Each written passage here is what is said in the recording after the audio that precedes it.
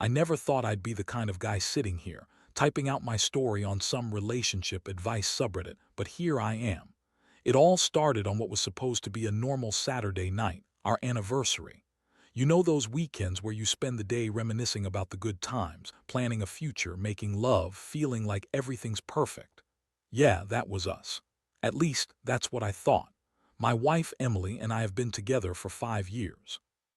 We met in college, and for the most part, it was a good relationship, trust, respect, a decent sex life.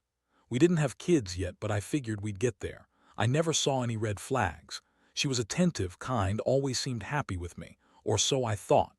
That night after dinner, we were sitting on our couch, wine in hand, watching some stupid movie. I was just about to lean in for a kiss when I noticed her phone buzz with a new message. She reached over to grab it, and I caught a glimpse of the screen. It was a text from her boss, Mark. I knew he was her boss because she'd mentioned him a few times at work, but what I saw made my stomach drop. The message read, "Can't wait for tonight. I know it's our anniversary, but I've got a special gift for you. Hope you're ready. And by the way, I think she's pregnant." That last part hit me like a brick. I blinked, trying to make sense of what I just read. My mind raced. Who was she talking about? Was she joking? It seemed impossible, yet there it was, clear as day.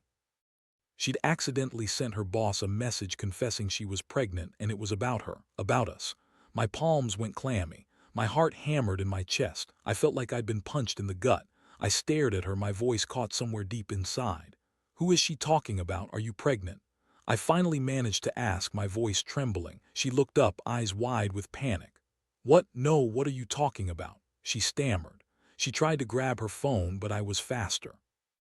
I snatched it from her hand, scrolling through the messages. Sure enough, there was that exact text, sitting there like a neon sign, screaming at me. "She's pregnant," I repeated, voice rising. "You're cheating on me, Emily, with your boss during our anniversary weekend." Her face crumpled and she tried to deny it, but the evidence was right there. No way I could ignore it. I felt the world tilt. My stomach clenched, my throat dried out. All the trust I'd ever had evaporated in that moment. I was furious, more than furious, honestly, like a volcano just waiting to blow. But I didn't lose it right then. I just stared at her, my mind racing. I had to think. What do you do when your wife, the woman you loved, slept with her boss during your anniversary, and now she's possibly pregnant? That's the kind of betrayal that rewires everything. And I knew one thing: this wasn't going to be some quick fix or a tearful apology. I needed a plan, because if she thought this was just a fling, she was dead wrong. I told her to pack her things. I didn't yell, not yet. I was too stunned. Instead, I felt a cold, hard resolve settle over me. I needed to catch her in the act if I was going to get any real answers. I needed to see for myself if she was lying or telling the truth. And I needed to do something that make her regret every lie, every betrayal, every moment she thought she could get away with this. The night was far from over, but I knew one thing: my life was about to change forever. I just didn't know how much. I stared at her, my fists clenched, my mind already plotting. She may have thought she just had an affair, but I had plans to make sure she paid for this. I wouldn't let her walk away with my heart, not without consequences.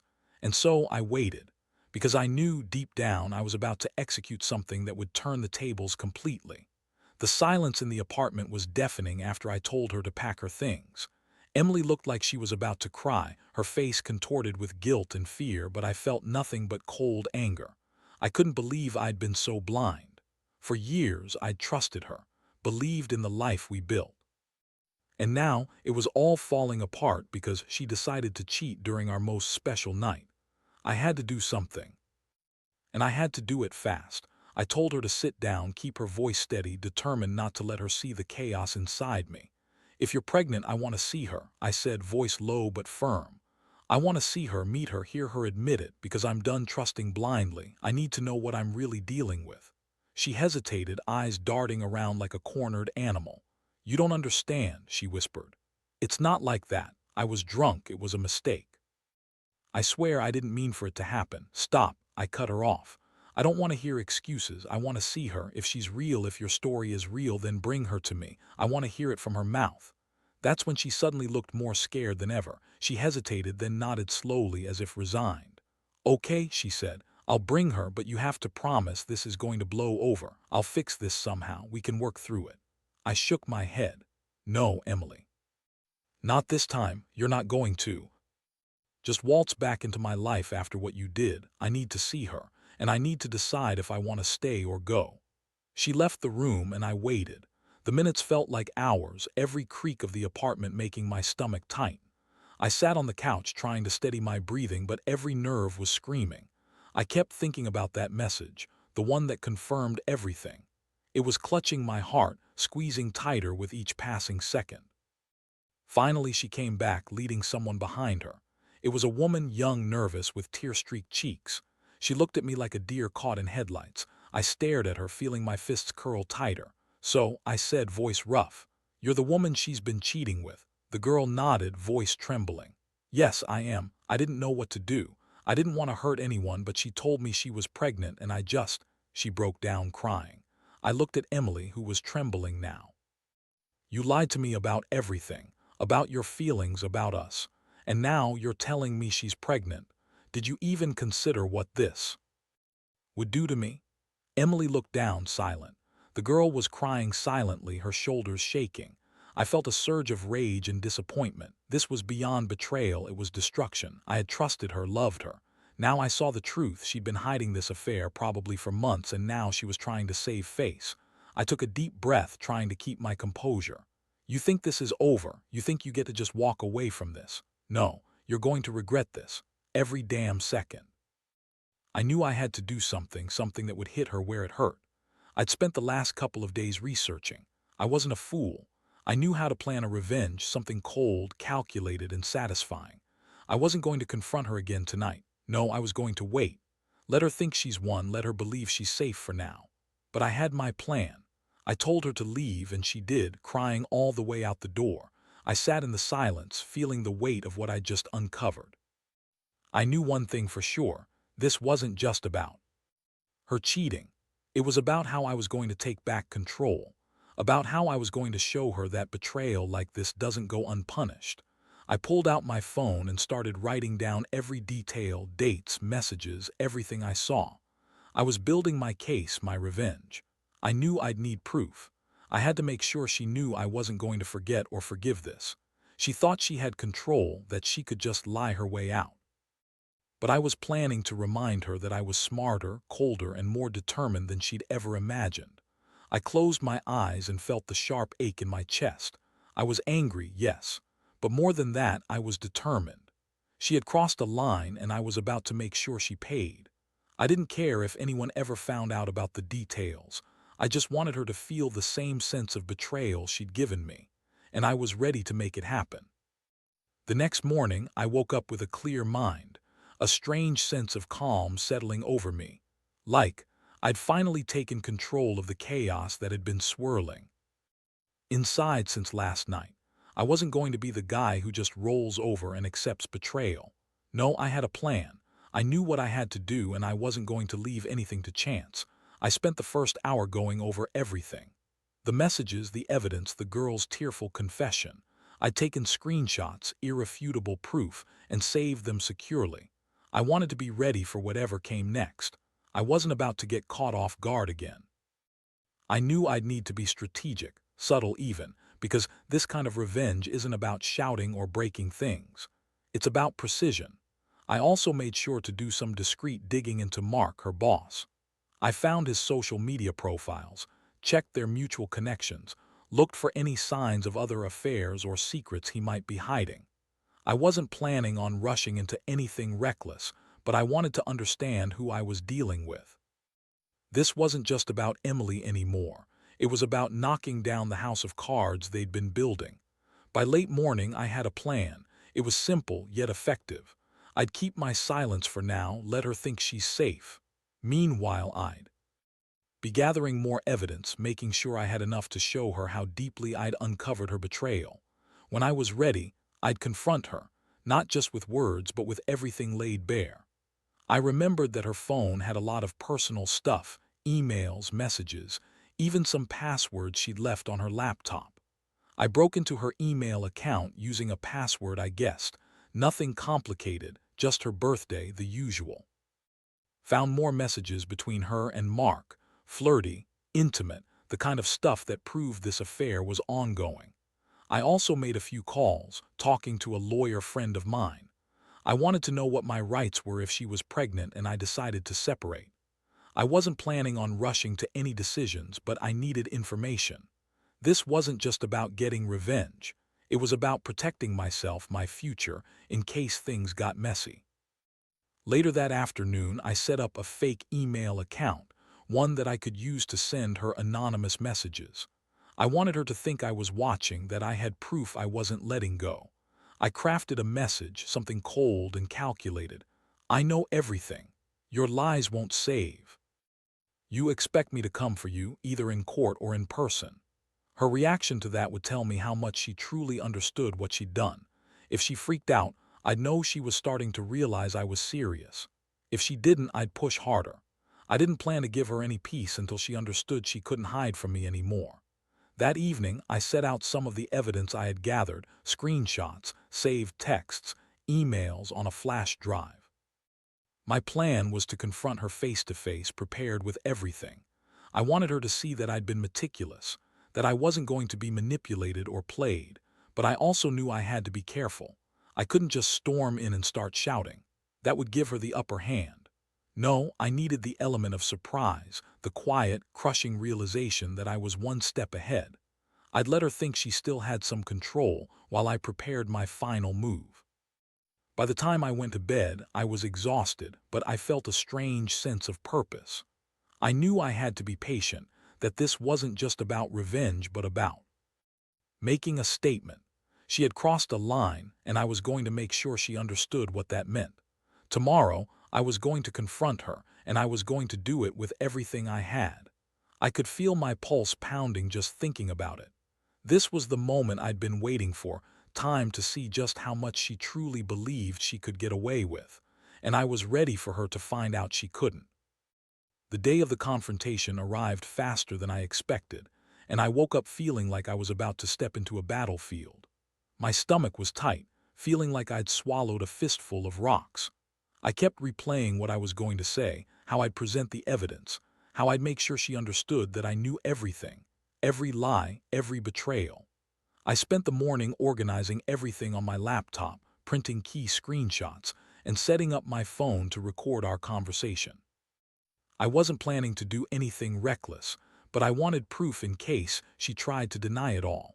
I also made sure I had the number of a divorce lawyer on speed dial, just in case I needed to pull the trigger quickly. She called me around noon, her voice trembling.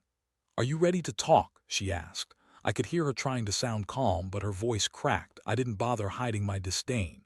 "Yeah, come over," I said simply. "Let's not waste any more time." When she arrived, I felt a cold clarity settle over me. She looked nervous, her hands trembling as she fidgeted with her bag. She avoided eye contact, which told me everything I needed to know.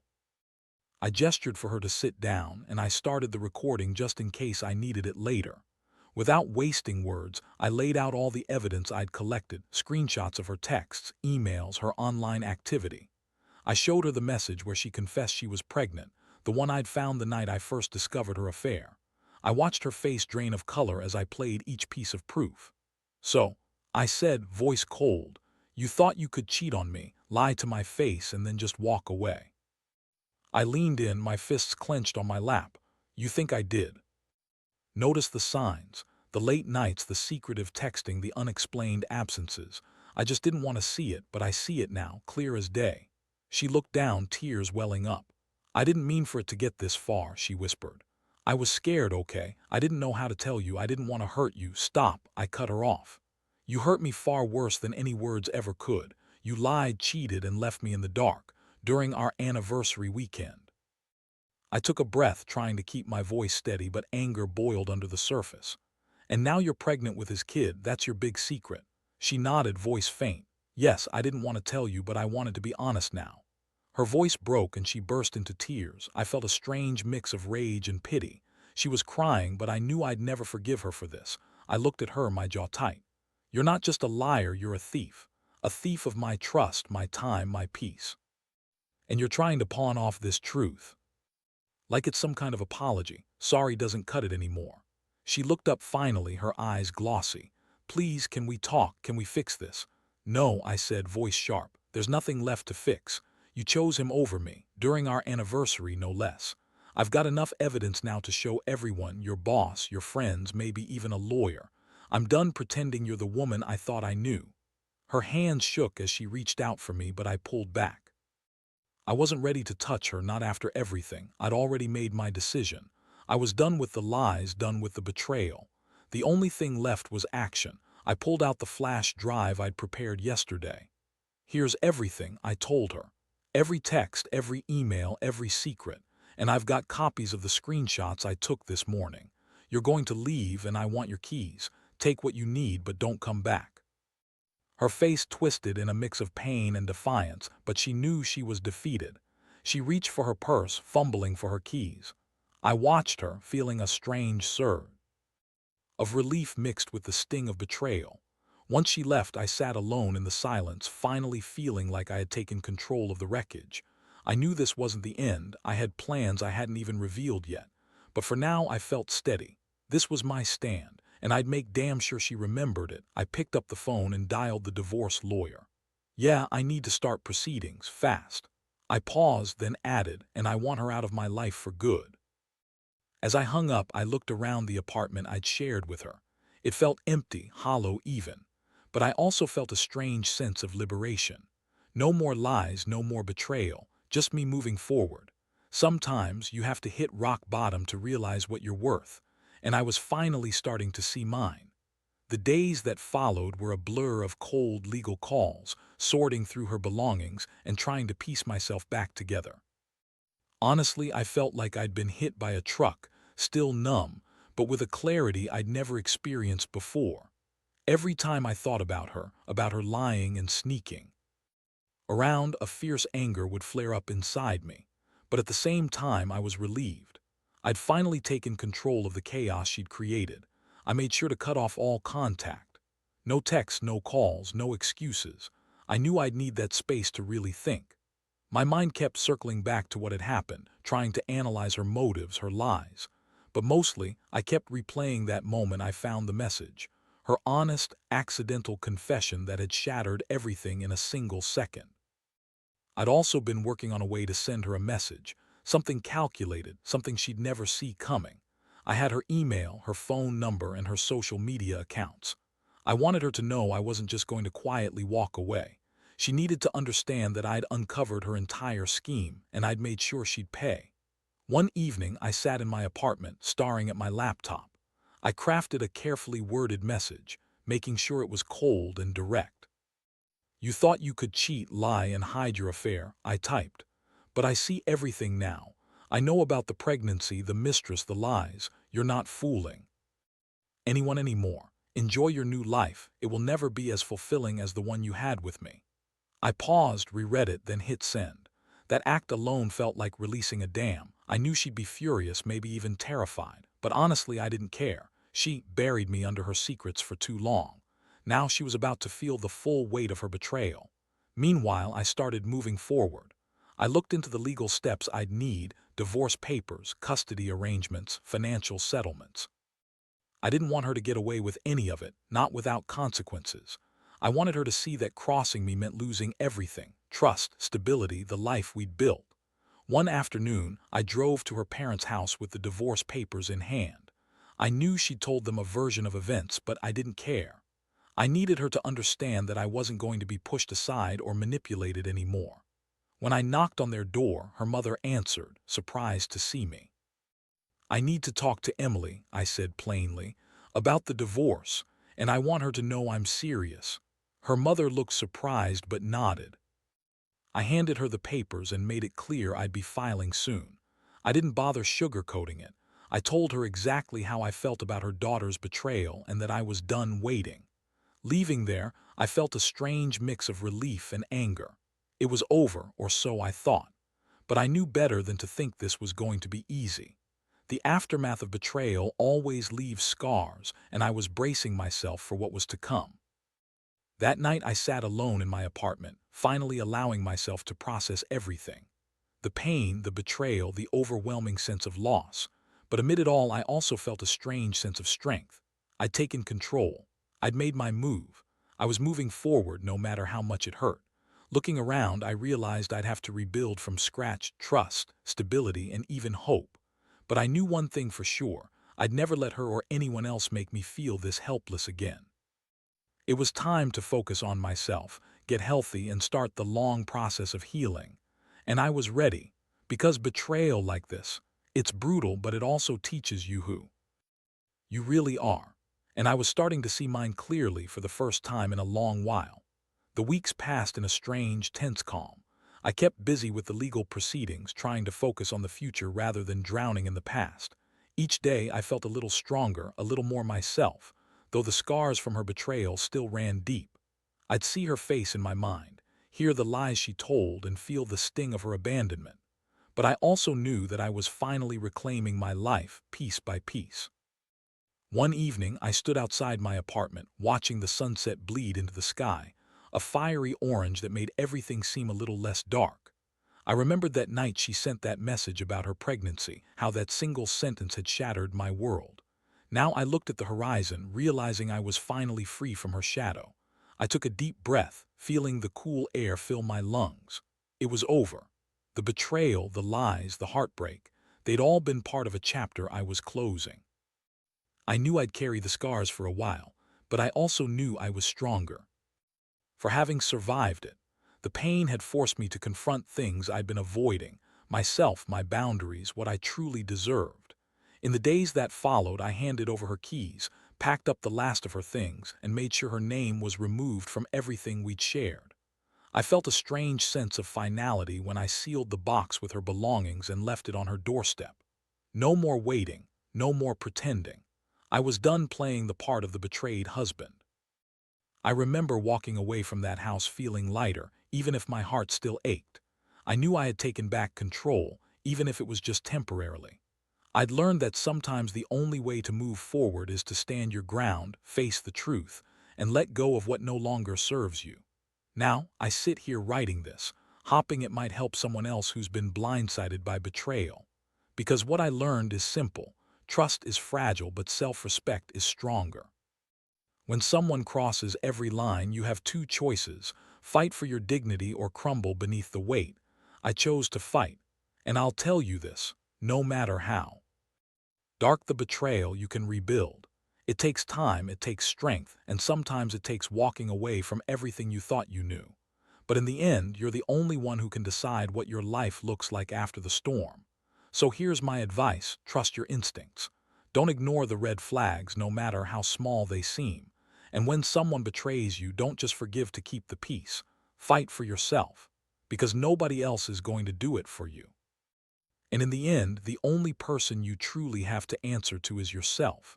I closed that chapter with a sense of closure I never thought I'd find. She's gone, her lies exposed, and I'm finally free to start over. The road ahead isn't clear, but I know I'll walk it with my head held high, knowing I survived the worst. And that, for now, is enough.